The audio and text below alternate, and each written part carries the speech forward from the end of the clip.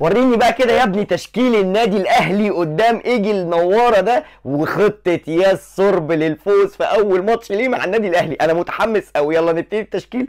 بسم الله. في حراسه المرمى كابتن محمد الشناوي حارس مصر الاول، قدامه اتنين مساكين ياسر ابراهيم وياسين مرعي. ثبتوه التشكيل ده، والله والله والله هنكسب كل الماتشات اللي جايه. اما بقى الباك اليمين فمفيش غيره محمد هاني، اللي ابتدى يكبر شويه كده، تحس ان هو بقى لعيب مستوي مش ناشئ، محدش يقول عليه ناشئ. تمام. باك الشمال كان عندنا مشكله فيه، الحمد لله ربنا فرجها، ومحمد شكري الصفقه الجديده الحمد لله هيلعب باذن الله، جاهز ويلعب هو في مركز الباك الشمال.